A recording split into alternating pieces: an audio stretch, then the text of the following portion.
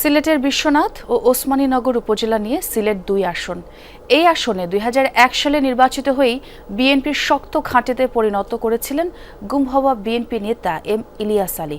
তারপর সাংগঠনিক শক্তি থাকলেও দল হিসেবে আসনটি হাতছাড়া হয় বিএনপির। এবার পুনরুদ্ধারের পালা। প্রার্থী হয়েছেন গুমের শিকার বিএনপি নেতা ইলিয়াসের স্ত্রী তাহসিনা রশিদের লুনা। কিন্তু পরিবর্তিত পরিস্থিতিতে এই আসনে বিএনপিকে চ্যালেঞ্জ ছুটতে ব্যাপক শক্তি নিয়ে মাঠে নেমেছে জামায়াত। আহমেদ শাহিনের ছবিতে নাবিল হোসেনের রিপোর্ট। নতুন ব্লেন্ডে আরো রিচ অ্যারোমায় সেলন ফ্যামিলি ব্লেন্ড টে। বিশ্বনাথ ও ওসমানীনগর নিয়ে গঠিত সংসদীয় আসন সিলেট ২। তফসিল ঘোষণার আগে থেকেই সারা দেশের মতো এখানেও বইছে ভোটের হাওয়া। আসনটি একসময় জাতীয় পার্টির ঘাঁটি ছিল, কিন্তু সমীকরণ পাল্টে যায় ২০০১ সালে। সেবার নির্বাচনে জয়লাভ করেন এম ইলিয়াস আলী।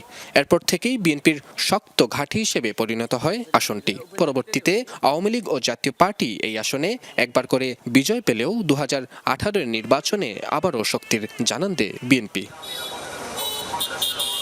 পরিবর্তিত পরিস্থিতিতে এবার এই আসনে বিএনপির প্রার্থী গুমের শিকার এম ইলিয়াস আলীর স্ত্রী তাহসিনা রশিদের লুনা।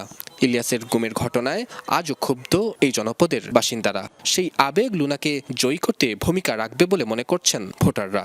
ইলিয়াস আলী সাহেবের যে একটা আবেগ আছে, সেই আবেগে কাজ করতেছে, যার ফলে বিএনপির ফিল্ডটা খুবই ভালো। এম ইলিয়াস আলীর দিকে চেয়ে জনাবা তাহসিনা রশিদ লুনার জন্য এই বিশ্বনাথ ওসমানীনগরের মানুষ বিপুল ভোটে দানের শীষ বাংলাদেশ জাতীয়তাবাদী দলকে উপহার দিবে। তবে লুনা এসব নিয়ে ভাবছেন না। ভোটের মাঠে ষড়যন্ত্রের বিষয়ে সর্বোচ্চ সজাগ থাকতে চান। নির্ভর হওয়ার সুযোগ নাই, আওয়ামী লীগে প্রকাশ্যে নাই, কিন্তু আওয়ামী লীগের অসংখ্য সাধারণ ভোট সমর্থক এবং সাধারণ নেতাকর্মীরা কিন্তু বাংলাদেশে আছে। তো উপরের যারা আছে, নেতৃস্থানীয় যারা আছে, তারা হয়তো দেশে নাই।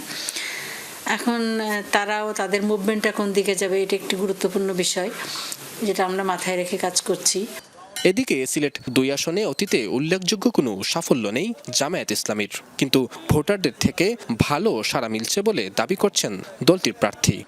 এখন তো মনে হচ্ছে যে সব দিকে আমরা যা যোগাযোগ করছি বা যা করছি, এতে দেখলাম যে ম্যাক্সিমাম জনগণের ম্যান্ডেটটা আমাদের দিকেই পড়বে, এটা আশা করছি। যেখানে যাচ্ছি, বিশেষ করে মুরব্বী যারা আছেন সবাই বলছেন যে আপনার জন্য পক্ষে আমরা এটা সিদ্ধান্ত নিয়ে রেখেছি। ১২ ফেব্রুয়ারি উৎসবমুখর পরিবেশে যোগ্য প্রার্থীকে বাছাই করতে প্রস্তুত ভোটাররা। নাবিল হোসেন, যমুনা নিউজ, সিলেট।